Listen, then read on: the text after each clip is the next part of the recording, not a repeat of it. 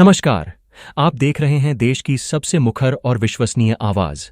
वक्त है उस खबर का जिसने भारत के करोड़ों ईपीएस 95 पेंशन भोगियों के दिलों की धड़कन को एक नए मुकाम पर पहुंचा दिया है। हम आज सिर्फ खबर नहीं, बल्कि उस खबर के पीछे की पूरी कहानी, उसके हर पेंच और भविष्य के हर संकेत का एक ऐसा विस्तृत विश्लेषण लेकर हाजिर हुए हैं जो आपके लिए जानना बेहद जरूरी है। अगर आप या आपके परिवार में कोई भी ईपीएस यानी कर्मचारी पेंशन योजना 1995 के दायरे में आता है, तो अगले कुछ मिनट आपके वर्तमान और भविष्य दोनों के लिए निर्णायक साबित हो सकते हैं। आज हम एक नहीं बल्कि दोहरी बड़ी खबरों पर से पर्दा उठाएंगे। पहली और सबसे बड़ी खबर, क्या आपकी न्यूनतम पेंशन 7,500 रुपये होने जा रही है? जी हां, वही मांग जिसके लिए सड़कों से लेकर संसद तक और झांपन से लेकर धरनों तक वर्षों का संघर्ष शामिल है। न्यूनतम पेंशन 7,500 रुपये, उस पर महंगाई भत्ता यानी डीए, और साथ में पति पत्नी के लिए मुफ्त चिकित्सा सुविधा। इन तीनों मांगों पर अब तक का सबसे बड़ा और ठोस अपडेट क्या है? क्या सरकार ने वाकई इसे लागू करने का कोई गोपनीय रोडमैप तैयार कर लिया है? और ये जो चर्चाएं गर्म हैं कि पेंशन को 3 अलग अलग चरणों में बढ़ाया जाएगा, क्या पहले चरण में यह 2,000 से 5,000 के स्तर पर जाएगी? और क्या अंतिम चरण में इसे 9,000 रुपये तक ले जाने का भी कोई खाका तैयार हो रहा है? इन सभी सवालों की तह तक आज हम पहुंचेंगे। और ठहरिए, आज का पिटारा यहीं बंद नहीं होता। इसी के साथ दूसरी बड़ी खबर यह है कि कर्मचारी भविष्य निधि संगठन यानी ईपीएफओ ने पेंशन के पूरे सिस्टम में 5 ऐसे बुनियादी और संरचनात्मक बदलाव कर दिए हैं जिनका सीधा और गहरा असर आपकी जेब, आपकी सेवानिवृत्ति की योजना और आपके बुढ़ापे की आर्थिक सुरक्षा पर पड़ने वाला है। यह 5 परिवर्तन आपके पेंशन की गणना से लेकर उसे पाने की उम्र तक और दावा करने के तरीके से लेकर आपकी वेतन सीमा तक सब कुछ नए सिरे से परिभाषित कर रहे हैं। कई पेंशनरों के लिए यह दोहरे लाभ का सौदा हो सकते हैं, लेकिन सिर्फ तब जब आप इन्हें ठीक से समझते हों। आज के इस विशेष प्रसारण में हम इन दोनों ही ज्वलंत मुद्दों का परत दर परत विश्लेषण करेंगे। हमारा यह गहन विश्लेषण हर पहलू को सरल और स्पष्ट भाषा में आपके सामने रखेगा। हम जानेंगे कि 7,500 रुपये पेंशन की वो सुनहरी फाइल इस वक्त किस मंत्रालय की किस मेज पर है और वहां क्या चल रहा है, और साथ ही ईपीएफओ के वो 5 नए नियम कौन से हैं जिन्हें जाने बिना अब आपका गुजारा नहीं।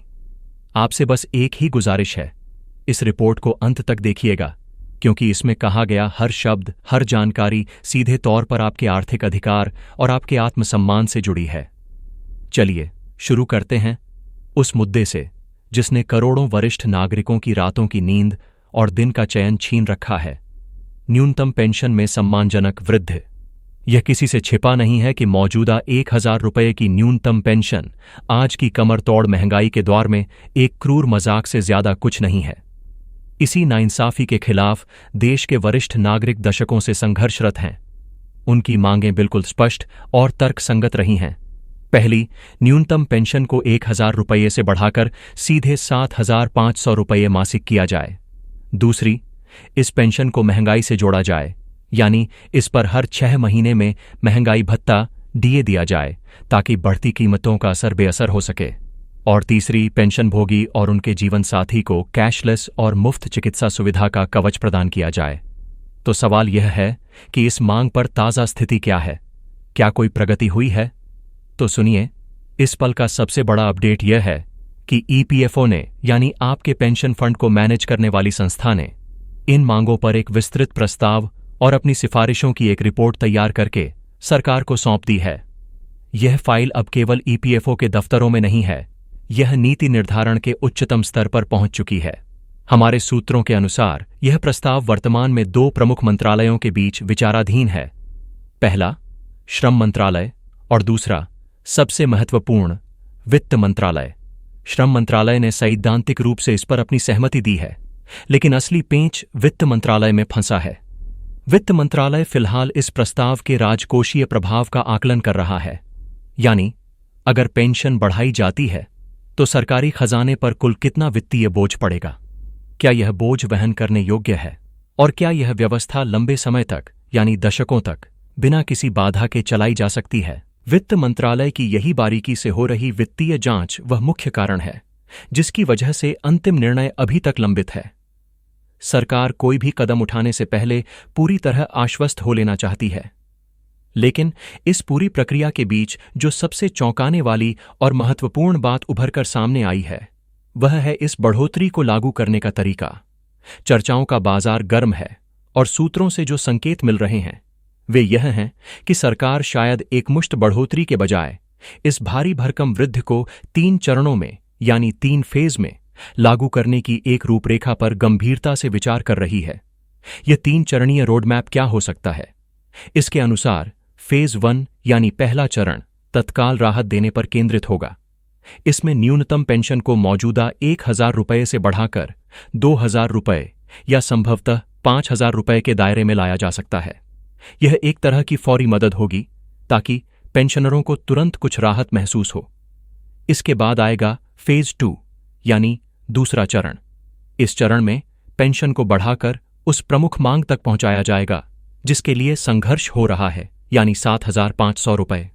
यह वह सम्मानजनक न्यूनतम स्तर होगा जिसे स्थापित करने का लक्ष्य है। और इसके बाद फेज 3 यानी तीसरे चरण का भी एक मसौदा विचाराधीन है। यह दीर्घकालिक योजना से जुड़ा है जिसमें पेंशन को मुद्रास्फीति या अन्य सूचकांकों से जोड़ते हुए इसे 9,000 रुपये के स्तर तक ले जाने के विकल्प पर विमर्श चल रहा है। यहां हम एक बात पूरी तरह स्पष्ट कर देना चाहते हैं। यह जो 3 चरणों वाली रूपरेखा है, यह अभी केवल एक मशविरा है, एक विचार है। यह कोई औपचारिक या आधिकारिक घोषणा नहीं है। इस पर अभी तक सरकार की अंतिम मुहर नहीं लगी है।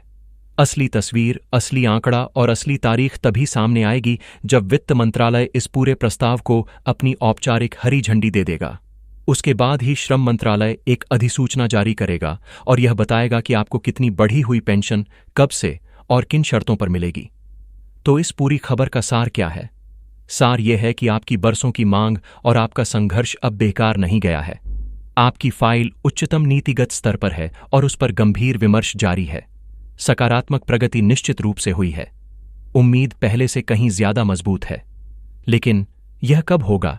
एक मुश्त होगा या चरणों में होगा? इस पर कोई भी अंतिम समय सीमा बताना अभी जल्दबाजी होगी। जैसे ही वित्त मंत्रालय से कोई ठोस संकेत मिलता है, हम सबसे पहले आप तक वह खबर पहुंचाएंगे। यह तो हुई पेंशन बढ़ोतरी की मांग की बात, लेकिन खबर का दूसरा पहलू भी उतना ही महत्वपूर्ण है, जो आपकी मौजूदा व्यवस्था से जुड़ा है। भले ही बड़ी बढ़ोतरी अभी लंबित हो, ईपीएफओ ने पर्दे के पीछे चुपचाप 5 ऐसे बड़े संरचनात्मक परिवर्तन लागू कर दिए हैं जो आपके रिटायरमेंट के अनुभव को पूरी तरह बदलने वाले हैं। ये नियम आपकी जेब पर सीधा असर डालेंगे। आइए एक एक करके इन 5 बदलावों को समझते हैं। पहला बड़ा बदलाव, पेंशन की गणना का फॉर्मूला बदल गया है। पहले क्या होता था? अक्सर पेंशन का फॉर्मूला आपके अंतिम वेतन या अंतिम कुछ महीनों के वेतन पर बहुत ज्यादा निर्भर करता था। इसका नुकसान यह था कि अगर दुर्भाग्यवश रिटायरमेंट से ठीक पहले आपके वेतन में कोई कटौती हो जाए या आप कम वेतन वाली किसी जगह पर हों, तो आपकी जीवन भर की पेंशन पर बहुत बुरा और अनुचित असर पड़ता था। अब क्या बदला है? ईपीएफओ ने इस विसंगति को दूर कर दिया है। अब आपकी पेंशन की गणना का आधार आपके रिटायरमेंट से ठीक पहले के 60 महीनों यानी अंतिम 5 वर्षों के औसत वेतन, एवरेज सैलरी को बनाया गया है। इसका फायदा क्या है? इसका फायदा है स्थिरता और न्याय। यह गणना को ज्यादा स्थिर, निष्पक्ष और भरोसेमंद बनाता है। अगर किसी 1-2 महीने में वेतन कम ज्यादा हुआ भी, तो 5 साल के औसत में वह संतुलित हो जाएगा। ज्यादातर मामलों में यह पेंशनरों के लिए बेहतर और अधिक लाभकारी परिणाम देगा। दूसरा बड़ा बदलाव, अर्ली पेंशन यानी समय से पहले पेंशन लेने की सुविधा। ईपीएस 75 योजना के तहत नियमित पेंशन पाने की आयु 58 वर्ष निर्धारित है, लेकिन कई बार लोगों को पैसों की जरूरत जल्दी पड़ जाती है। अब क्या बदला है? अब यदि कोई सदस्य चाहे तो वह 58 वर्ष की आयु से पहले भी अपनी पेंशन शुरू करवा सकता है। आमतौर पर यह सुविधा 50 वर्ष की आयु के बाद उपलब्ध है। आप चाहें तो 50, 52 या 55 की उम्र में भी अपनी मासिक पेंशन शुरू कर सकते हैं। लेकिन इसमें एक पेंच है। इसे एक्चुरियल कटौती, एक्चुएरियल रिडक्शन कहते हैं। सीधा सा मतलब है, आप जितने साल पहले पेंशन लेना शुरू करेंगे, आपकी मासिक पेंशन की रकम उतनी ही कम कर दी जाएगी और यह कटौती स्थायी होगी। हमारी सलाह क्या है? यदि आपको नकदी की कोई बहुत बड़ी और तात्कालिक आवश्यकता नहीं है, तो 58 वर्ष की आयु तक इंतजार करना ही वित्तीय रूप से ज्यादा लाभकारी होता है।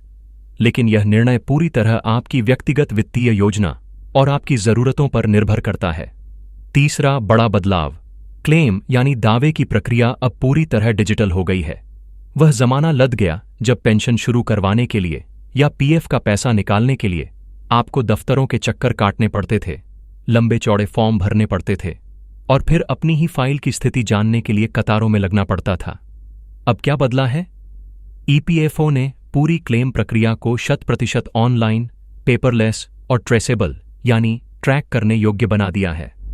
अब आप घर बैठे ऑनलाइन फॉर्म भर सकते हैं, अपने दस्तावेज अपलोड कर सकते हैं, ई-केवाईसी के जरिए अपनी पहचान सत्यापित कर सकते हैं और सबसे बड़ी बात, आप अपने क्लेम को हर कदम पर ऑनलाइन ट्रैक कर सकते हैं कि वह किस अधिकारी के पास है और उस पर क्या कार्रवाई हो रही है। इसका फायदा क्या है?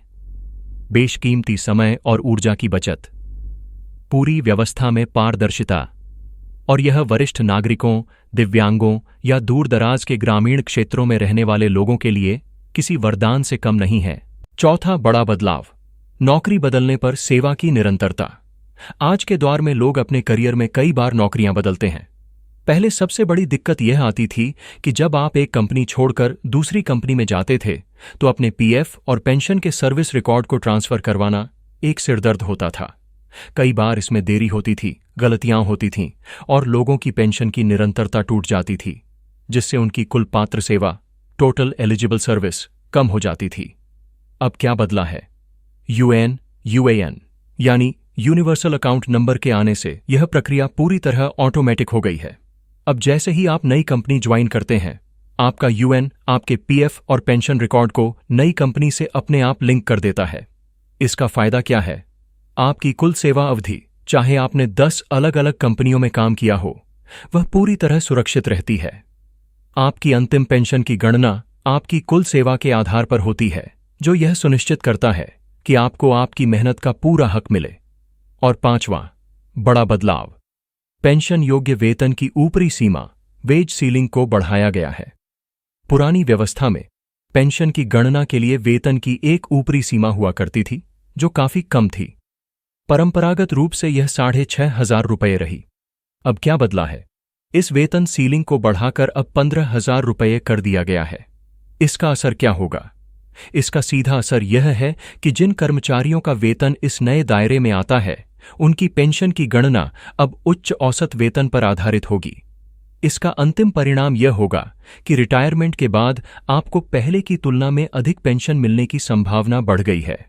यहां यह ध्यान देना जरूरी है कि जो लोग 15,000 से भी अधिक वेतन पर अंशदान देना चाहते हैं, उनके लिए उच्चतर वेतन आधारित विकल्प और अतिरिक्त योगदान के नियम भी लागू होते हैं, जिनकी स्पष्टता आपको अपने यूएन प्रोफाइल, अपनी कंपनी के एचआर विभाग या ईपीएफओ के हेल्प डेस्क से जरूर ले लेनी चाहिए। तो आज की इस विस्तृत रिपोर्ट का निष्कर्ष क्या है? निष्कर्ष यह है कि ईपीएस 95 पेंशन भोगी इस वक्त 2 मोर्चों पर एक साथ लड़ रहे हैं और दोनों का लक्ष्य एक ही है, एक सम्मानजनक और स्थिर बुढ़ापा। एक ओर आपकी 7,500 रुपये न्यूनतम पेंशन, महंगाई भत्ते और मेडिकल सुविधा की मांग अब निर्णायक दहलीज पर खड़ी है। फाइल वित्त मंत्रालय में गहन वित्तीय जांच से गुजर रही है। यह बढ़ोतरी एक झटके में मिलती है या 3 चरणों में, यह जल्द ही स्पष्ट हो जाएगा। लेकिन इतना तय है कि दिशा सकारात्मक है और दबाव बना हुआ है।